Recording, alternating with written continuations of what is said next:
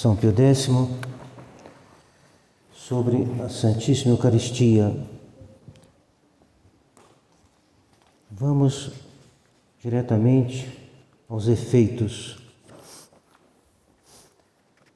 Então, a Eucaristia, ela é um sacramento e ela é um sacrifício.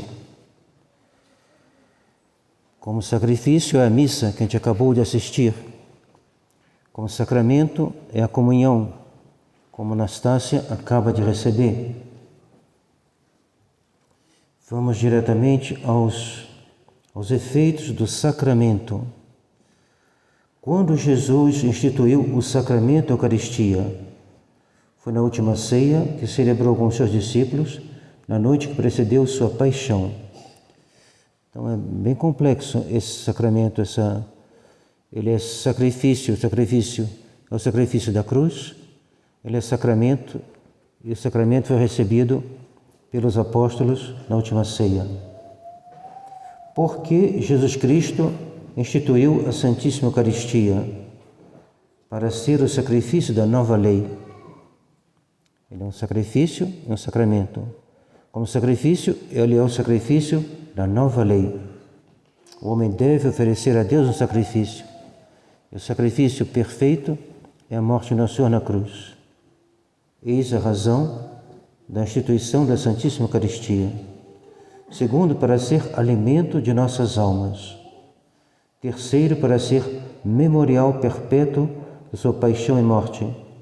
Um penhor precioso do seu amor para conosco e da vida eterna.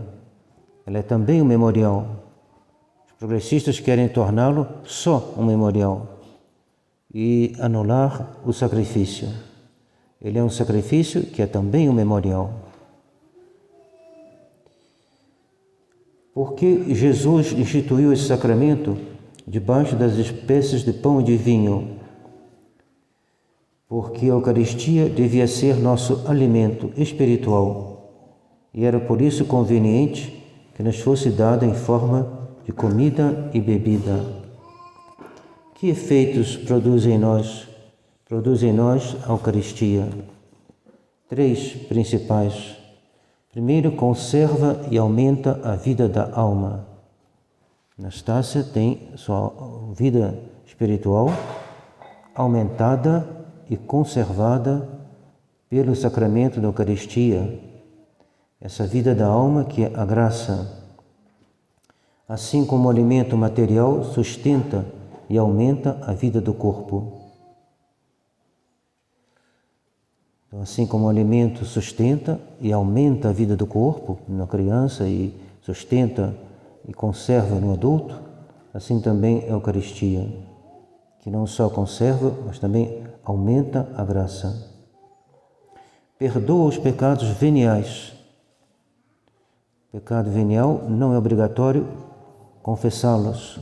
É muito bom, mas não é matéria necessária.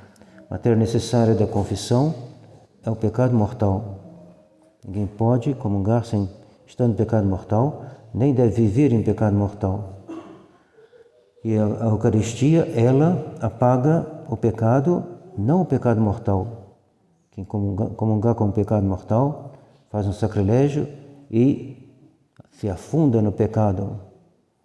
Mas ela apaga o pecado venial e preserva dos mortais. Terceiro, produz consolação espiritual. Ela produz outros efeitos em nós? Sim, enfraquece as nossas paixões. Todos os nossos defeitos são enfraquecidos pela comunhão. Em especial, amortece em nós o fogo da concupiscência. Segundo, aumenta em nós o fervor e ajuda-nos a proceder em conformidade com os desejos de Jesus Cristo.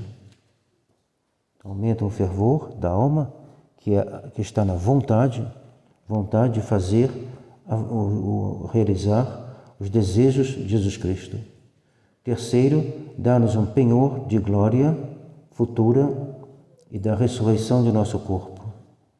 Então é uma garantia de glória futura. Quem comunga com frequência assegura cada vez mais a sua salvação. É um penhor de salvação. Os progressistas estão destruindo, melhor, esse sacrifício, porque eles quiseram se aproximar de Lutero, pois eles têm uma fé modernista. O modernismo, ele, como se diz, emprestou enormemente as ideias dos protestantes alemães. Então, para esses homens sem fé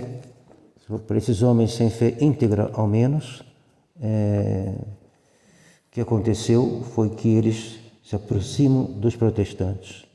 O novo rito, diz um bispo anglicano, é muito conforme com as nossas ideias protestantes. E ele mandou adotar o missal moderno, o novo missal, a nova missa, em toda a sua diocese. Há 2 semanas atrás, diz Monsieur Lefebvre, estando eu na Inglaterra, soube que um bispo anglicano adotou ultimamente o novo rito católico, nova missa, para toda a sua diocese. Então fujamos dessa heresia, a heresia modernista. A missa nova não é totalmente herética, mas ela conduz à heresia. Ela não é totalmente inválida, ela não é inválida, melhor dizendo, mas ela facilita que se diga ela de modo inválido. Então, amemos Nosso Senhor, sabemos defender a sua doutrina, lembrando que disse o que a gente leu no refeitório, que a gente lembrou ontem, Jaurès, um grande inimigo da Igreja, vendo que os católicos não haviam conseguido o que eles queriam na Câmara, ou seja, barrar as leis anticatólicas, ele lançou na cara dos católicos: vocês não tiveram a coragem de opor doutrina à doutrina. Diante da doutrina maçônica, diante da doutrina anticatólica, vocês não ousaram aqui na Câmara levantar totalmente a bandeira católica. E por isso vocês perderam. Vocês foram fracos na defesa da fé, na sua fé, do catolicismo, enquanto que nós fomos fortes na destruição dessa mesma doutrina católica, essa mesma sociedade católica. Então pensamos no Nosso Senhor, que pela comunhão Ele nos dê forças para combater e assim opor a doutrina modernista, opor a ela a doutrina católica em toda a sua integridade. Em nome do Pai, do Filho